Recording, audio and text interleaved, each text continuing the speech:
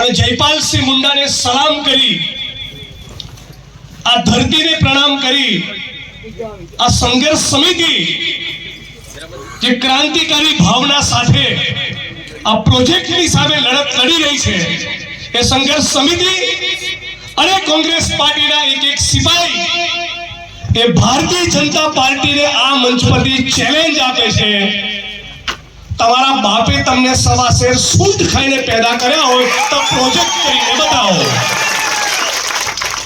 અને હું તમારા લડતના સાથી તરીકે પણ આવ્યો છું અને ગુજરાત પ્રદેશ કોંગ્રેસ સમિતિના કાર્યકારી પ્રમુખ તરીકે ભાઈ શ્રી અમિતભાઈ ચાવડા, અમારા પ્રદેશ પ્રમુખ, થોડી તબિયત નાદુરસ્ત અને બીજા કામમાં પણ રોકાયેલા છે, તો એમના પ્રતિનિધિ તરીકે પણ તમારી વચ્ચે ઉપસ્થિત થયો છું.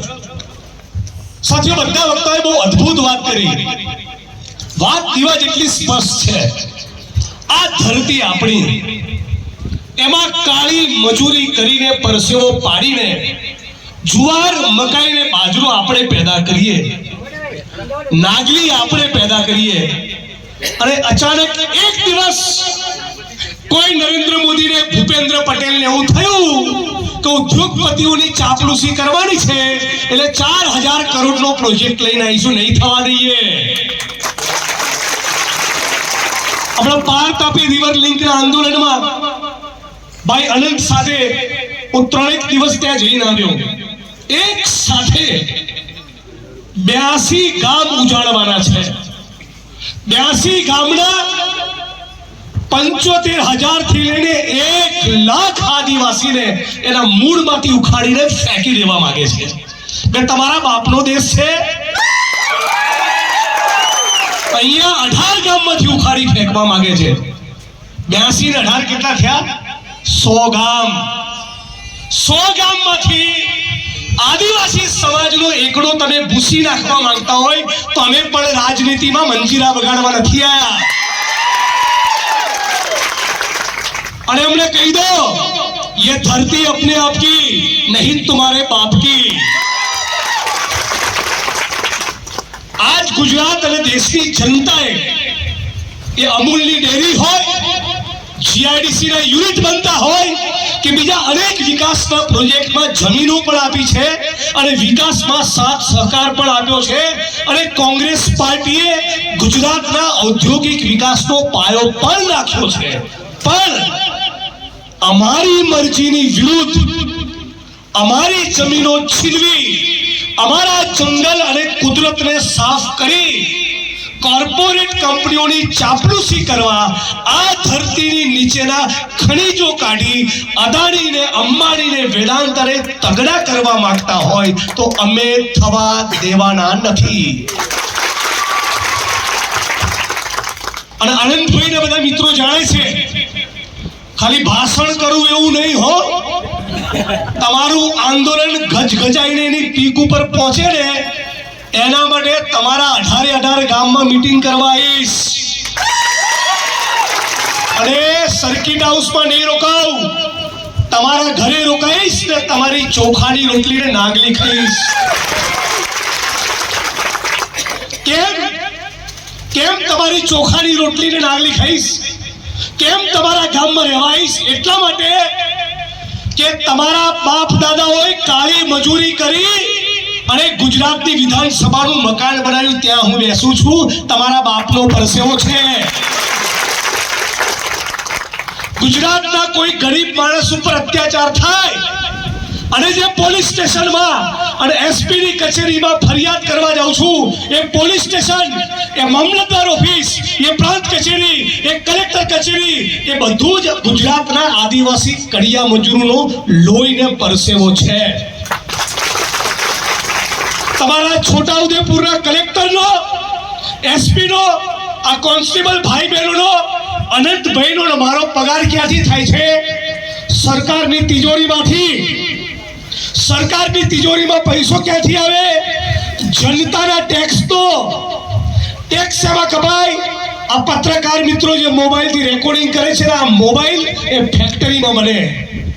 આ હાથમાં પહેરેલી ઘડિયાળ, આ શર્ટ, આ માઇક સાથેનું સ્ટેન્ડ, આ મંડપ, આ મંચ, આ બધું જ એ ભારતના ઓબીસી, આદિવાસી અને દલિતો એ ઉદ્યોગપતિઓની ફેક્ટરીમાં કાળી મજૂરી કરે ને ત્યારે આ ચીજ વસ્તુ પેદા થાય છે અને એમાંથી કપાય છે ટેક્સ અને એમાંથી છોટાઉદેપુરના કલેક્ટર, એસપી અને જિગ્નેશ મેવાણીનો પગાર થાય છે.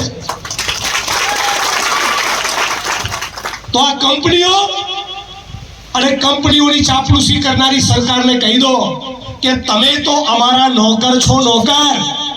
બહુ ડાપણ નહીં કરવાનું, પોલીસના દંડા બંડાની બીક નહીં બતાવવાની, એ બી અમારા ભાઈઓ છે.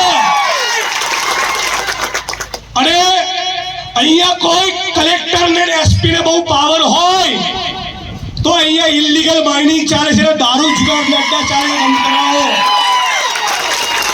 બાકી હું ને અનંતભાઈ ને રાજુભાઈ પારગી ને બધા અઠવાડિયું આવીને બેસીશું ને તો તમારા છોડા કાઢી નાખીશું.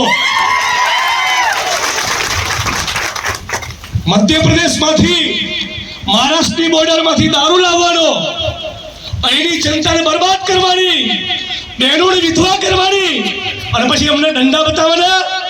આ દંડા ફંડા તારે ફેંકી દઈશું. ચાલ, કોણ છે દેશનો આદિવાસી ને દલિત? દેશનો માલિક છે. ઈટોના ભઠ્ઠામાં કોણ? આપણે. કેમિકલની ફેક્ટરીઓમાં કોણ? આપણે. કન્સ્ટ્રક્શનની સાઇટમાં કોણ? આપણે. જીઆઈડીસી ના યુનિટમાં કોણ? આપણે. આ ખેતરમાં કાળી મજૂરી કરીએ કોણ? આપણે. તો દેશનો માલિક કોણ? આપણે. અને કોણ છે આ મોદી ફોદી? હે, આટલી બધી હોશિયારી કરે. કાલે આવશે, કાલ અમદાવાદ આવે છે, તને હેલ્મેટ લાયા? બે ભારે ગોળાબારી થવાની છે, કાલે ફેંકશે. કાલે અમદાવાદમાં આવશે અને મોટી મોટી ફેંકશે.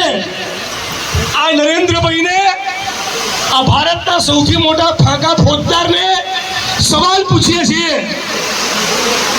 આયો ભાઈ, મેઘો બરાબર જામ્યો છે આજ તો.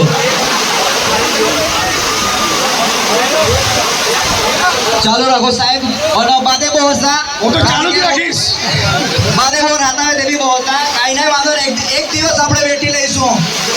આ મોદીનું નામ લીધું ને પથારી ફરી ગઈ.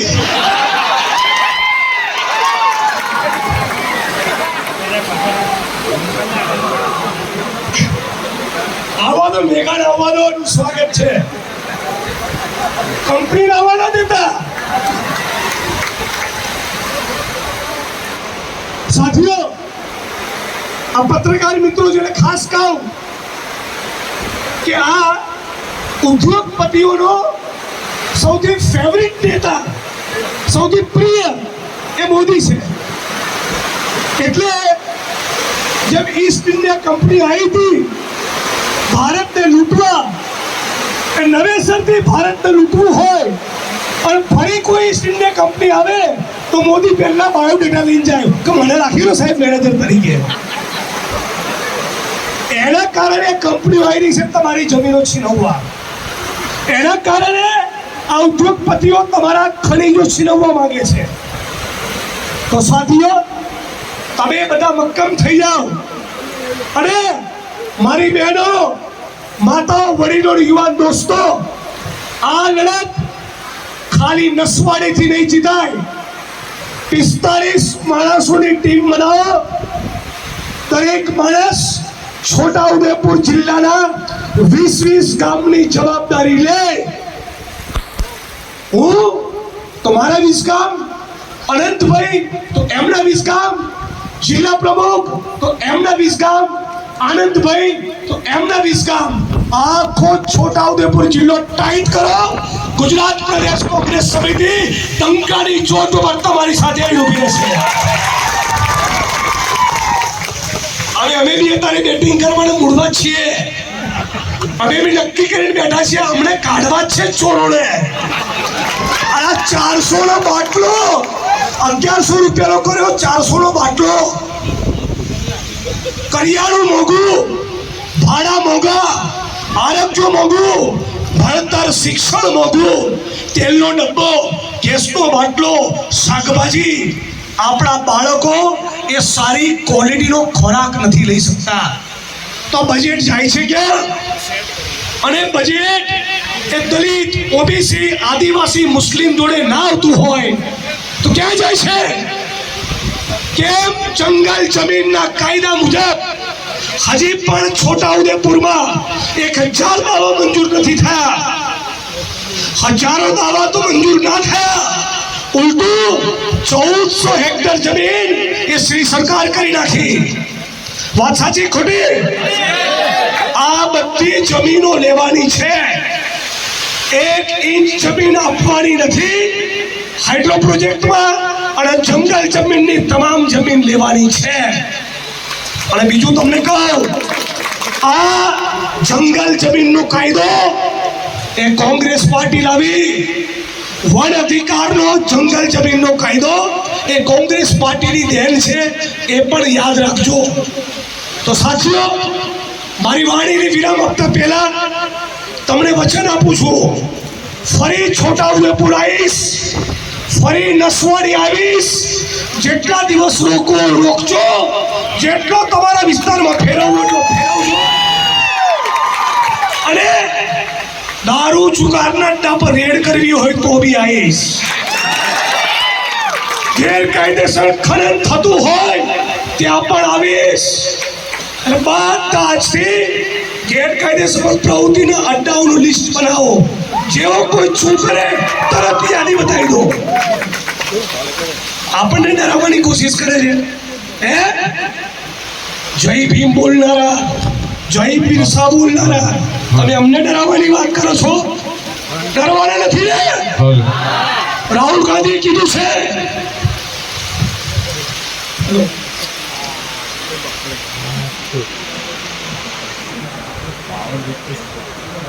રાહુલ ગાંધીએ કીધું છે, ડરો મત. શું કહેવાનું? ડરો મત. મારી સાથે બધા બોલો, ડરો ડરો ડરો ડરો ડરો. ઇન્કલાબ जिंदाबाद, इन्कलाब जिंदाबाद, इन्कलाब जिंदाबाद. अभी तो ये लड़ाई है, आगे और लड़ाई है. अभी तो ये लड़ाई है, अभी तो ये लड़ाई है. जय भीम, जय जोहार. लड़ेंगे, जीतेंगे.